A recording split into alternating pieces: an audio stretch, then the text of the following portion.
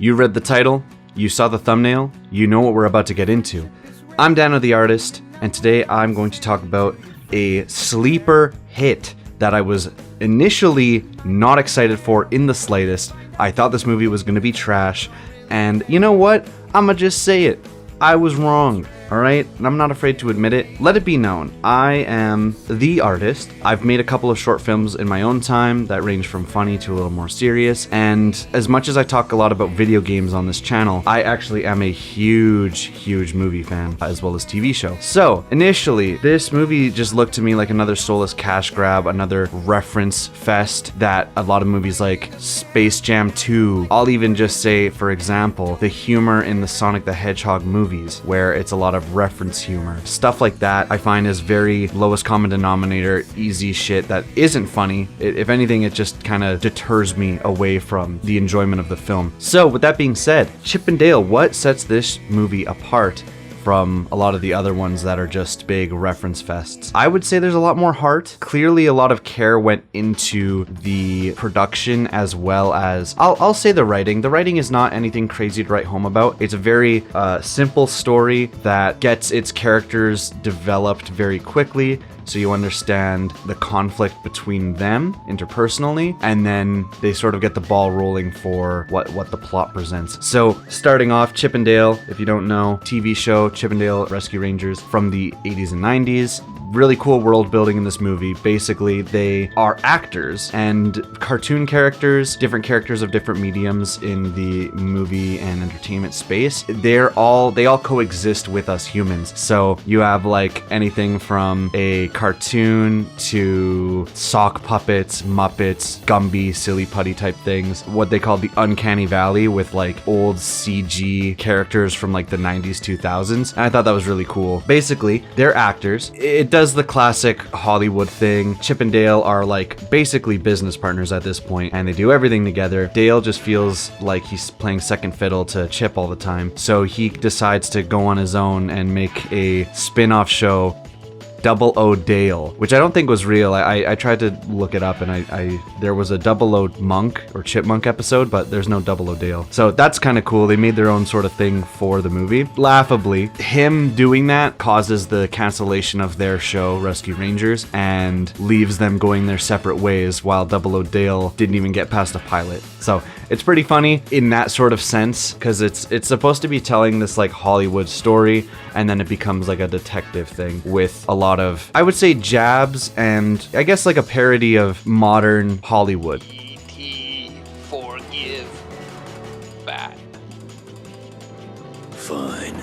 Chip and Dale end up meeting again and are brought together because, well, one of their co-stars is kidnapped. And this is sort of where the movie becomes something greater, in my opinion. All these characters live in this world, and the existence of bootlegs and this sort of stuff, they flip it all on its head, and then I think it comes together really smoothly with just a sort of detective buddy cop movie. It's stupid. Yeah, there's a lot of references. So a lot of these things just culminate into something that is enjoyable to watch. Do I think it's the second coming of Christ? No. Do I think it's a low-key masterpiece? No. It's just a fun movie, and here's what I compare it to, alright? Now, back in 2011, there was a Three Stooges movie that came out. If you don't like it, I understand, alright? It's not for everybody. It's pretty fucking dumb. I think when movies like this hone into the weirdness of the world that you're creating, of the characters that you have, and just go all out in making it absurd, I kind of prefer that because they're having fun with it. I don't think everything needs to get all serious and bring me to tears or make me think inward about myself. If I have a good time, if I can laugh, if the dialogue makes me laugh, and then I can point out a couple things that I go, hey, it's that character, then it's great, you know? It doesn't mean that every movie has to do this, or that a movie doing this equals good. I just think in this movie, they brought it all together very well. What are you looking at?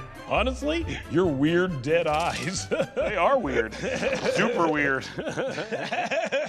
So funny. I don't want to ruin everything about it. I think you should watch it. It's on Disney Plus. I'm not going to spend too much time talking about this movie because I don't think it needs the entire synopsis thing that I did with Sonic 2. I just wanted to get my thoughts out that this movie is fun. This movie is good. I would not say it's an amazing movie. It's funny. I originally thought this movie was going to be horrible. Similar to the Tom and Jerry movie that just released released however many months ago. God, how long was that? Tom and Jerry. That was 2021? Oh my god, it was a year ago. Jesus Christ. I thought it was gonna be shit similar to the Tom and Jerry movie that came out a year ago. But you know what? It wasn't. It had heart, it was fun, and as much as I don't really like the animation style of the cartoon characters, not all of them, but the ones that are a part of the Rescue Rangers, it was good. It was serviceable. It was fun. This section of the video is just going to be a little bit of spoilers.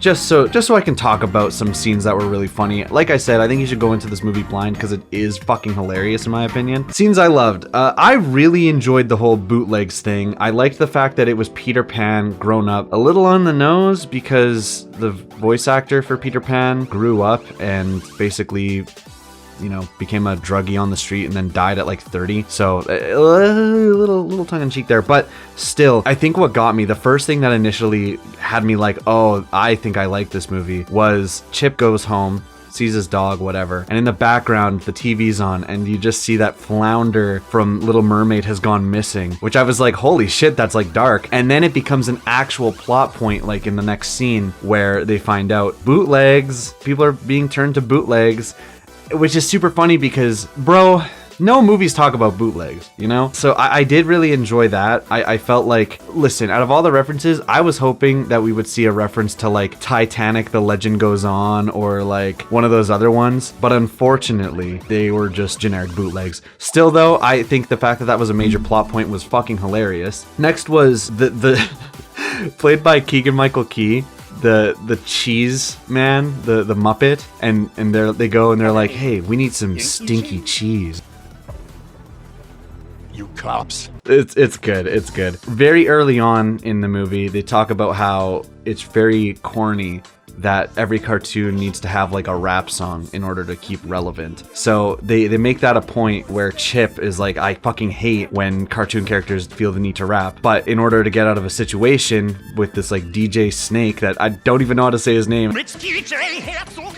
I thought that was funny too. In order to sneak past and get Peter Pan's Fitbit, Dale has to do a rap where he just rhymes Dale with whale, and it's just so dumb, but it's so funny, okay? Like, it was fun. I enjoyed it. I had a good laugh. I was sort of saying at the start, I think it needs to be said that I fucking hate when companies feel the need to shoehorn references or reference humor into their movies just because reference equals good. But I think that the references and cameos work in this movie because it's just a part of the world. Muppets, cartoons, video game characters all exist in this world simultaneously because that's just how this world works. And I think not being limited to just Disney characters honestly makes it believable. Like the scene with Randy Marsh in the hot tub, the scene right before the Dale rap, that didn't need to happen, but it's fine because it's a world where all of these characters coexist. And I think the fact, like, if it was just limited to this is a world that Disney characters exist, it's like, yeah, that works. But the fact that they could have all these other characters, they talk about Shrek shampoo, and they say these actual like names, it's fun.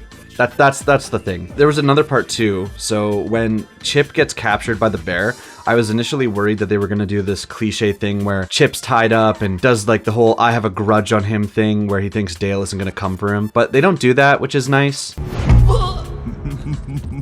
Where's Dale? He'll be here. Keep your pants on. Because at this point, it was already very much established that they didn't hate each other, you know, or that they were like trying to bring the pieces back together of their relationship, which I thought was cool. I think their dynamic in this movie was pretty good. With that being said, they do another cliche. What is it? Detective Putty? He is actually double-crossing them, which it's like, yeah, they try to set up that they think Ellie's double-crossing them, but that like doesn't last long. I just think that wasn't necessary, but it's supposed to be like, yeah, how cliche, ha ha ha, it's funny, right? Like Sonic said. You can't hurt my feelings if I'm in on the joke. I will say the final battle between Putty and Ellie, the bootleg amalgamation Cronenberg versus Chip and Dale, makes it all worth it. It's funny.